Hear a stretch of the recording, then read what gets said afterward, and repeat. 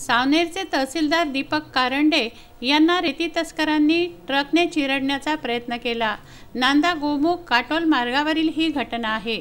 रेती तस्करांच्या वाढत्या धाडसामुळे कर्तव्यदक्ष अधिकारी व कर्मचाऱ्यात भीतीचं वातावरण आहे। मध्य प्रदेशातून महाराष्ट्रात वाहत येणाऱ्या कन्हान नदीच्या बारीक रेतीची बांधकामाकरता मोठी मागणी आहे। या रेतीच्या व्यवसायातून गडगंज कमाई होत असल्याने या व्यवसायात आता स्पर्धा तर निर्माण झालीच आहे, शिवाय तस्करीही होते आहे। सावनेर तालुक्यातील रेतीघाट बंद असल्याने महाराष्ट्राच्या सीमालगत मध्य प्रदेशातील लोहाणा घाटावरून मोठ्या प्रमाणात अवैधरित्या रेती वहन होत असल्याची माहिती सावनेरच्या तहसीलदारांना कळताच त्यांनी केवट पोलीस ठाण्याच्या हद्दीत आपल्या कर्मचाऱ्यांसह गस्त घातली।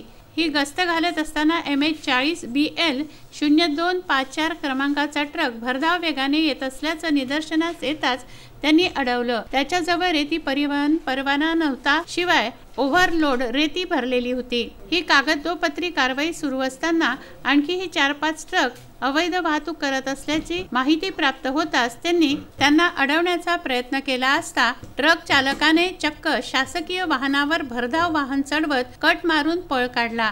यावेळी तहसीलदार व कर्मचाऱ्यांनी स्वतःला सावरत रस्त्याच्या बाजूला ते झाले नसते तर मोठा दुर्दैवी प्रकार घडला असता। या प्रकारामुळे कर्तव्यदक्ष अधिकारी कर्मचाऱ्यांसह त्यांच्या परिवारातही भीतीचं वातावरण आहे। कर्मचाऱ्याचं मनोधैर्य खच्चीकरण करण्याचा प्रकार घडू शकतो, परंतु आमच्या बाबतीत जर विचार केला अशा घटनांना आम्ही न डगमगता आम्ही या ठिकाणी भविष्यामध्ये असेच कठोर कारवाई करू अवैध उत्खननासंबंधी असं या ठिकाणी आम्ही थोडंसं टीम बनवलेले आहेत। आता नव्यानं आम्ही जोमानं टीम बनवलेले आहेत, रात्री पेट्रोलिंग वगैरे करत आहोत आणि मॅक्झिमम यांच्यावर आम्ही अंकुश करण्याचा प्रयत्न करू।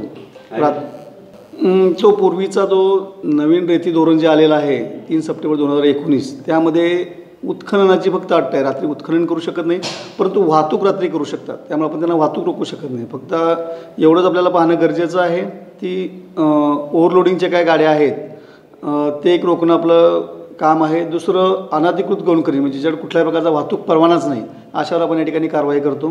कालच्या जर आमच्या ड्राईव्हमध्ये जर आपण पाहिलं तर 6 गाड्या आम्ही जप्त केलेल्या होत्या। त्यापैकी 4 गाड्या ह्या ओव्हरलोडिंगच्या आहेत आणि 2 गाड्या आहे विनापरवाना वाहतूक असं आहे त्याच्याकडे। आणि रात्रीही आम्ही रामडोंगरी घाटावर कारवाई केलेली आहे। तिथे त्या ठिकाणी आम्ही एक पोकलॅन जप्त केलेला आहे आणि एक ELP जप्त केलेले आहे। पियुष जिंजूवाडिया, विदर्भ न्यूज, सावनेर।